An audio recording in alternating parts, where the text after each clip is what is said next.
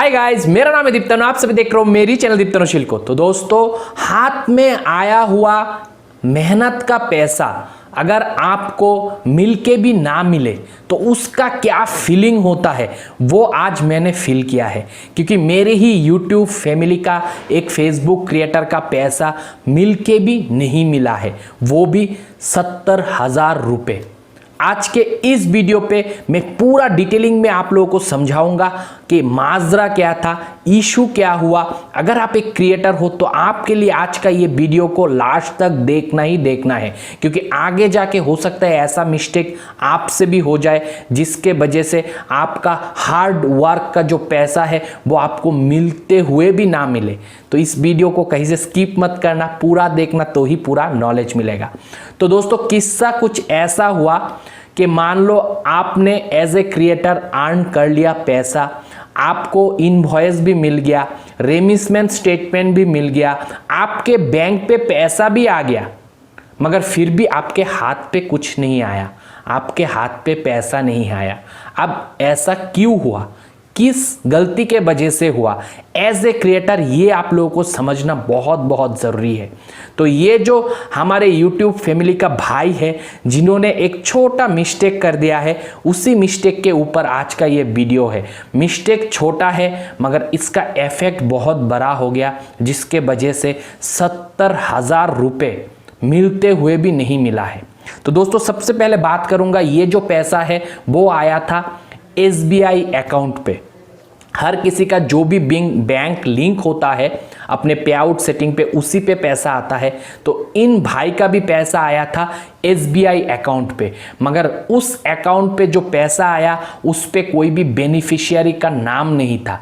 मतलब हम लोग जब हमारे पे आउट को सेट करते हैं तो वहाँ पे हम लोग हमारे नाम लिखते हैं, हमारे बैंक का डिटेल देते हैं, हमारा एड्रेस फिल करते हैं और स्विफ्ट कोड वगैरह सब कुछ भरते हैं। मगर ये जो क्रिएटर है, इन्होंने गलती से अपना जो बेनिफिशियरी का नाम रहता है, मतलब हमारा जो नाम डालते हैं, उस नाम के अंदर अकाउंट नंबर डाल दिया, फिर अकाउंट नंबर के अंदर भी अकाउंट नंबर ही डाल दिया। ये ही छोटा सा एक गलती हो गया था कि जो बेनिफिशियरी नेम रहता है, जो हम बैंक नेम पे जो ऊपर हम हमारा जो पर्सनल नाम लिखते हैं, उस पे उन्होंने चूक कर दिया, जिसके वजह से मिलता हुआ पैसा भी रिफंड हो गया। आपको मालूम है SBI ने इस चीज पे क्या किया है? SBI ने क्या किया, जो भी पैसा बाहर से आया उस पे कोई नाम नहीं था, बेनिफिशियरी नाम नहीं था। उसके कारण SBI ने डायरेक्ट जहां से बाहर से ये अमाउंट आया है उनको एक मेल लिखा, उस पे लिखा kindly provide us collect beneficiary name of the transaction.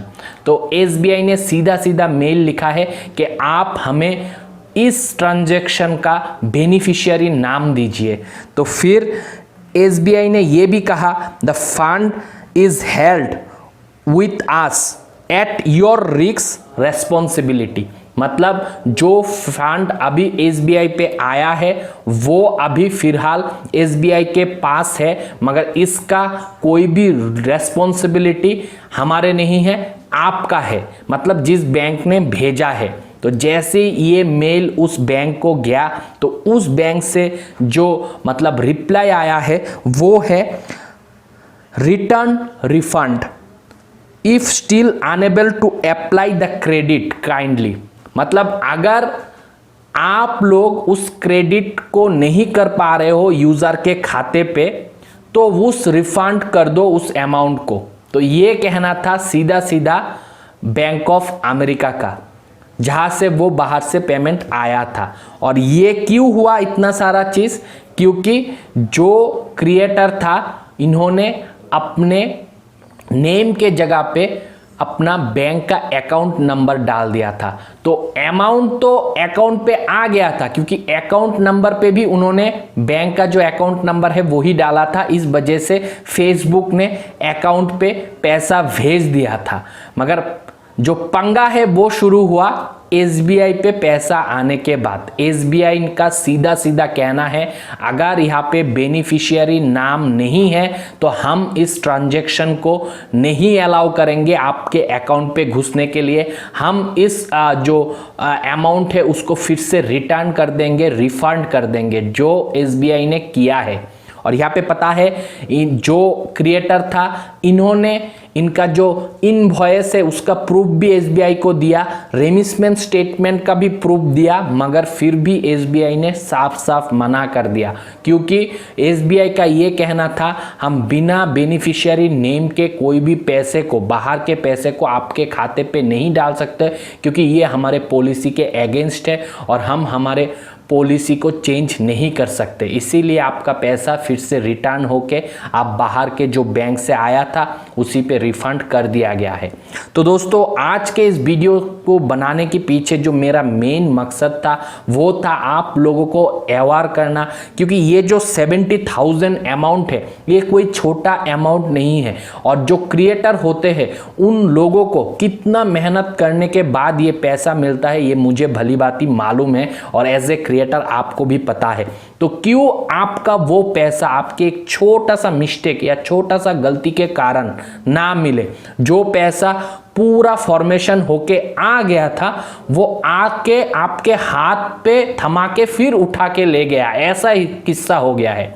तो ऐसा होगा तो मुझे पता है कि एज ए क्रिएटर आप लोगों को कितना बुरा फील हो रहा होगा कि इतना मेहनत किया, इतना पैसा कमाया, फिर पैसा आया बैंक पे और चला गया, तो ये तो मिलते मिलते रह गया।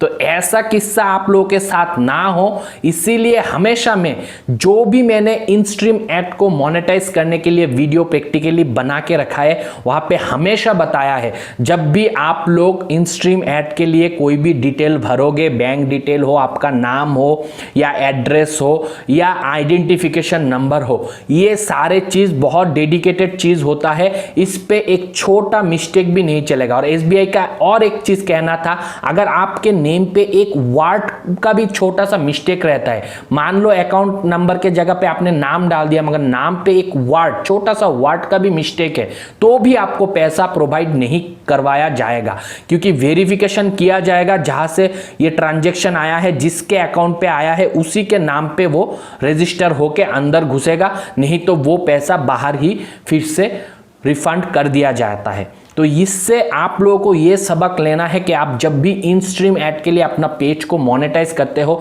तो हर एक डिटेल को बारीकी से जांच पड़ताल करके ही डालना।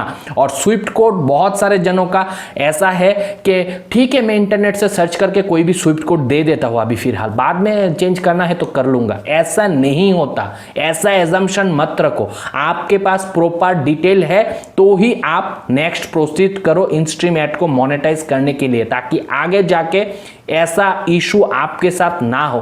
क्योंकि मैंने बहुत सारे ऐसा भी इशू देखा जहां पे सब कुछ बराबर था, सिर्फ स्विफ्ट कोड जो है वहां पे किसी ने आईएफएससी कोड डाल दिया और किसी ने स्विफ्ट कोड किसी दूसरे बैंक का डाल दिया।